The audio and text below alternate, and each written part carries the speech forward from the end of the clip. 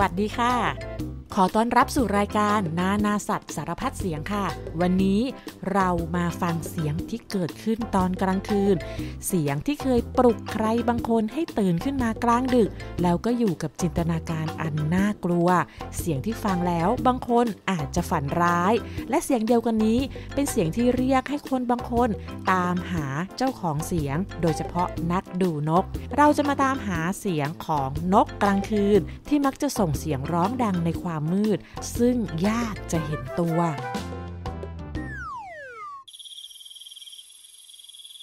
ในช่วงเวลาค่ำคืนบนถนนที่พลุกพล่านไปด้วยรถรามากมายตอนกลางวันก็สงบลงนานๆจะมีรถผ่านสักคันผู้คนปิดไฟเข้านอนในความเงียบที่ไม่สงัดนอกจากเสียงของแมลงก็ยังมีเสียงแปลกๆดังขึ้นคืนนี้นะคะป้าแวนด้าก็เปิดอินเทอร์เน็ตเข้าไปอ่านเว็บเพจที่ให้คนมาเล่าเรื่องลี้ลับเหนือธรรมชาติมีคนนึงค่ะเขามาโพสต์ข้อความเล่าว่า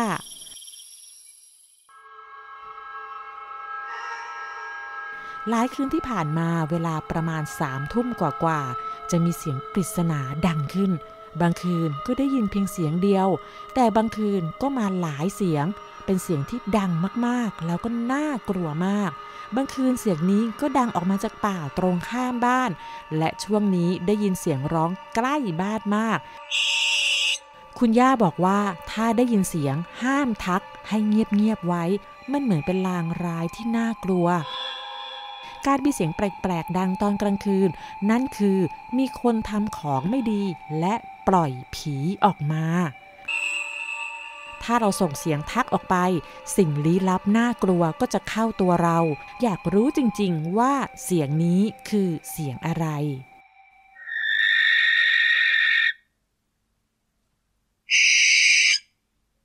ฟังแล้วก็เดาได้ไม่ยากนะคะว่านี่ไม่ใช่เสียงผีไม่ใช่เสียงปีศาจหรือว่าลางร้ายสิ่งลี้ลับเหนือธรรมชาติใดๆมันคือเสียงร้องของนกค่ะแล้วป้าแวนด้าก็มั่นใจว่าเสียงของนกตัวนี้ไม่ทำให้คนได้ยินต้องโชคร้ายแน่ๆแม้จะเป็นเสียงที่ชวนให้จินตนาการถึงสิ่งที่น่ากลัวก็ตามว่าแต่ว่าเสียงนกตัวนี้คือนกอะไร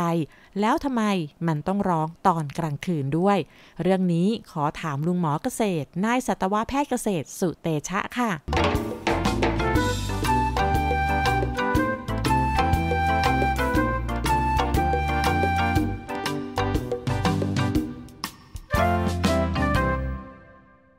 เสียงที่ได้ยินนี้นะครับก็คือเสียงของนกแสกนะครับซึ่งเป็นนกที่หากินในเวลากลางคืนนกแสกมันจะมี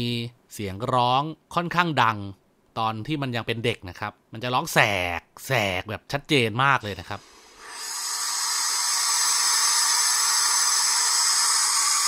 แล้วก็พอมันโตขึ้นเสียงที่มันร้องเนี่ยก็ยังเป็นแสกเหมือนเดิมนะครับ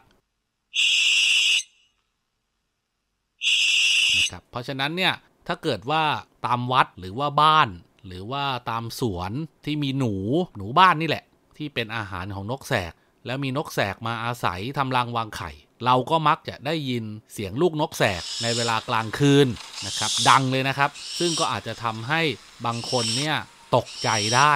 นะครับแล้วก็นอกจากเสียงนกแสกแล้วเนี่ยความจริงในเขตเมืองของประเทศไทยไม่ว่าจะเป็นภาคเหนือภาคอีสานภาคกลางภาคตะวันออกภาคใต้มันก็ยังมีนกกลางคืนอีกหลายชนิดเลยนะครับที่ส่งเสียงร้องเพียงแต่ว่าเราอาจจะได้ยินไม่ชัดเจนเนื่องจากเสียงเครื่องยนต์รถหรือว่าเสียงโทรทัศน์มันกลบไปหมดยกตัวอย่างนะครับก็จะมีนกเขาจุดแล้วก็มีนกเขาโมง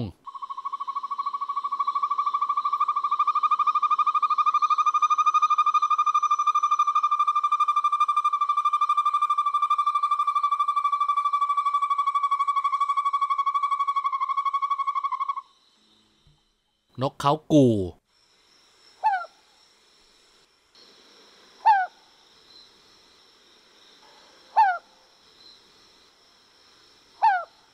นกตบยุงเล็ก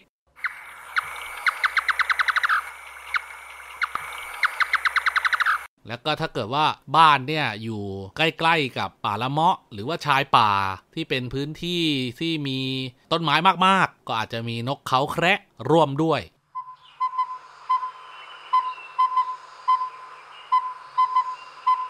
หรือมีนกตบยุงหางยาวซึ่งจะส่งเสียงส่วนใหญ่ก็จะเป็นช่วง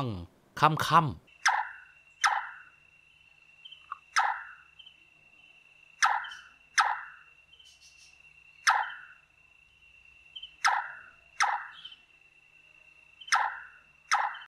และถ้าเกิดว่าเราไปในพื้นที่ป่าเลยนะครับไม่ว่าจะเป็นอุทยานชาติหรือว่าป่าอนุรักษ์ที่มีคุณภาพป่าค่อนข้างดีในป่าเนี่ยก็มีนกกลางคืนอีกหลายสิบชนิดเลยนะครับที่อาศัยหากินพวกกบเขียดกิ้งกาลูกนกลูกกระรอกในเวลากลางคืนนะครับแล้วมันก็ส่งเสียงที่แตกต่างกันจนนักวิทยาศาสตร์และนักดูนกสามารถแยกชนิดของนกได้จากเสียงที่มันร้องเลยนะครับยกตัวอย่างนกปากกบพันชวาก็จะมีเสียงร้องที่เป็นเอกลักษณ์ของตัวเอง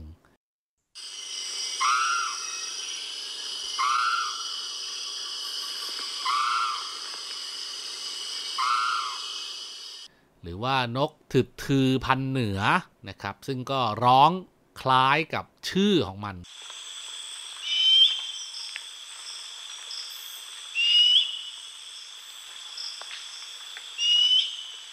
ในกลุ่มของนกเขาป่าสีน้ำตาลที่พบตามดอยสูงทางภาคเหนือของไทย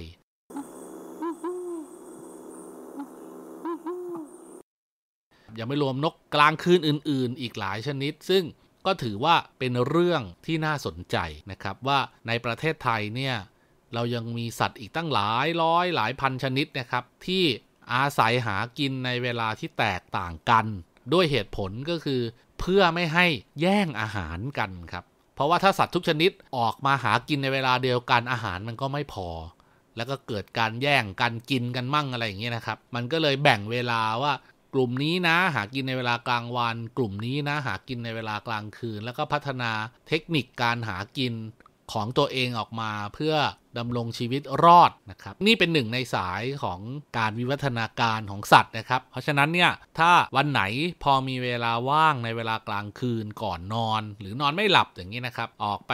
นอกตัวบ้านแล้วก็ลองฟังเสียงของสรรพสัตว์ที่อยู่รอบๆบ้านเราบางทีเนี่ยเราอาจจะได้ยินเสียงของสัตว์ที่น่าสนใจและเป็นการค้นพบโดยตัวเราเองก็ได้นะครับโอเค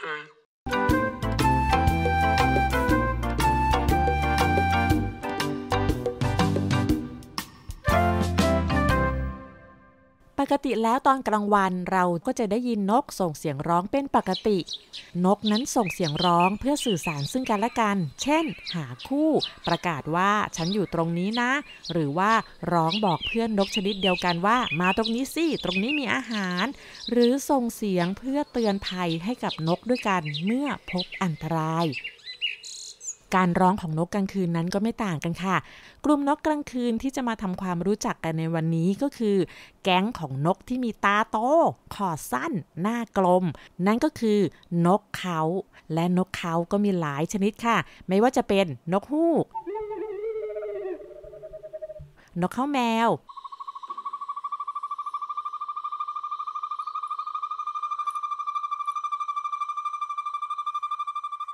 นกแสก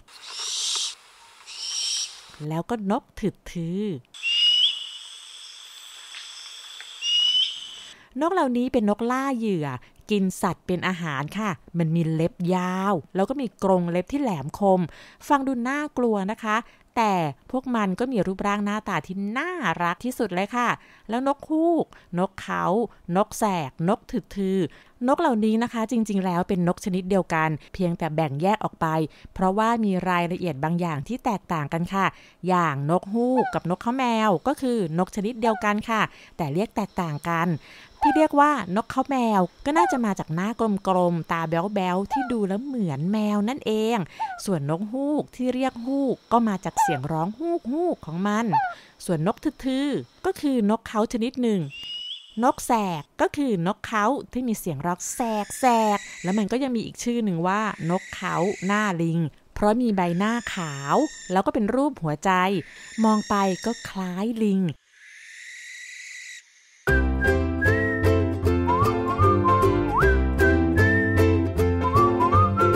นกเขาเนี่ยเป็นนกที่มีตาโตนั่นก็เป็นเพราะว่าตาขนาดใหญ่จะมีรูรับแสงที่มีขนาดใหญ่ไปด้วยและรูรับแสงขนาดใหญ่เนี่ยช่วยให้มันมองเห็นเหยื่อตัวเล็กๆที่อยู่ในความมืดได้ดีนอกจากการมองเห็นในเวลากลางคืนที่ยอดเยี่ยมแล้วนะคะตาของมันจะอยู่ด้านหน้าเหมือนกับตาของคนไม่ได้อยู่ด้านข้างหัวเหมือนกับนกอื่นๆนั่นก็ทำให้ช่วยกะระยะในการบินโฉบเข้าจับเหยื่อได้อย่างแม่นยำแม้ตาโตๆนั้นจะมองเห็นได้ดีแค่ไหนแต่ว่าไม่สามารถกรอกตาไปมาได้ค่ะจะเหลือบตาไปทางซ้ายเหลือบตาไปทางขวาขยับมองบนมองล่างเหมือนอย่างคนเราเนี่ยทำไม่ได้นะคะเป็นลูกตาที่อยู่นิ่งๆเคลื่อนไหวไม่ได้เพราะแบบนี้นะคะบรรดานกเขาจึงสามารถหันคอได้มากกว่าสัตว์อื่นถ้าจะมองไปทางด้านข้างก็ต้องหันหน้าไปมองไปทางด้านล่างด้านบนก็ต้องก้มหน้าเงยหน้าและถ้าจะมองด้านหลังแล้วก็ไม่ต้องหันหลังกลับมามองเพราะสามารถหมุนคอไปทางด้านหลังได้อย่างน่ามหัศจรรย์เลยล่ะค่ะ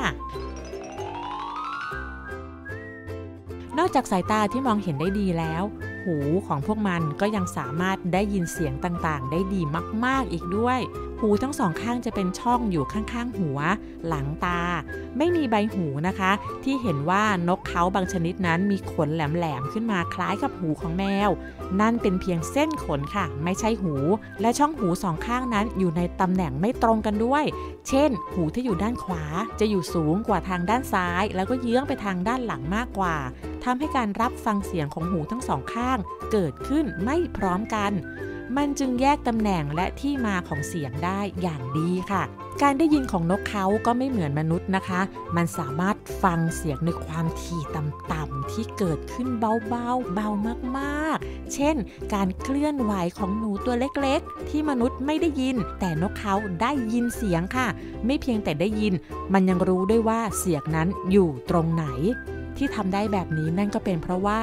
ตำแหน่งของหูทั้งสองข้างที่อยู่ไม่ตรงกันนั่นเอง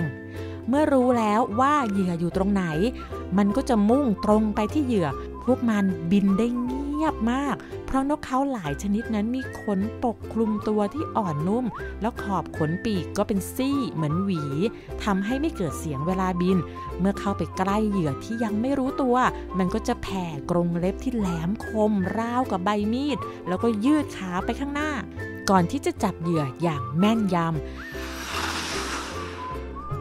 นกเขานั้นกินสัตว์ได้แทบทุกชนิดเลยค่ะเช่นหนูบ้านหนูนาแมลงกบเขียดนกตัวอื่นหรืองูก็ถูกมันจับกินค่ะแต่ว่านกถึกทือจะชอบกินปลาเป็นพิเศษนกถึกทือจึงเป็นนกเขาที่กินปลาเป็นอาหารหลักถึงแม้ว่านกเขาอย่างนกแสกจะถูกคนไทยมองว่าเป็นนกผีที่นำโชคร้ายมาให้แต่ในประเทศอินเดียนั้นเขามองว่านกเขาเป็นนกของพระลักษมีผู้เป็นเทพแห่งทรัพย์สินและความเจริญงอกงามทางการเกษตรชาวฮินดูในแคว้นเบงกอลก็เลยเชื่อว่าถ้าเจ้านกแสกมาทำรังที่บ้านใครแล้วก็จะนำโชคดีมาให้เจ้าของบ้านจะได้รับทรัพย์สินเงินทอง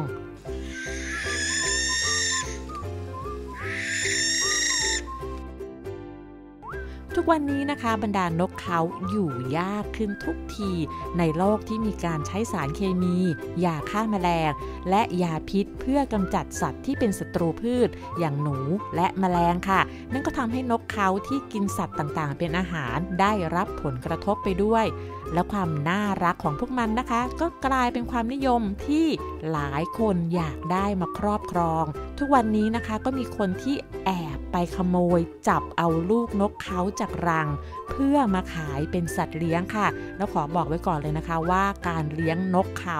ไม่ว่าจะชนิดไหนเลี้ยงยากแล้วก็รอดยากด้วยล่ะค่ะเพราะนอกจากนก จะมาใช้ชีวิตและกินอาหารที่ผิดธรรมชาติจนต้องทนทุกข์ทรมานจนป่วยตายแล้วนกเขาทุกชนิดก็ยังเป็นสัตว์ป่าคุ้มครองการลักลอบเลี้ยงหรือมีไว้ในครอบครองมีความผิดตามกฎหมายด้วยล่ะค่ะ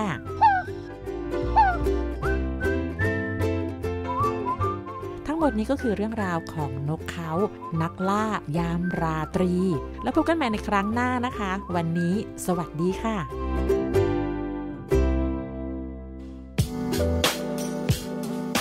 ติดตามรายการทางเว็บไซต์และแอปพลิเคชันของไทย PBS Podcast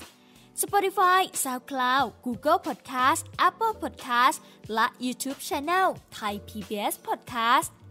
Thai PBS Podcast. View the world via the voice.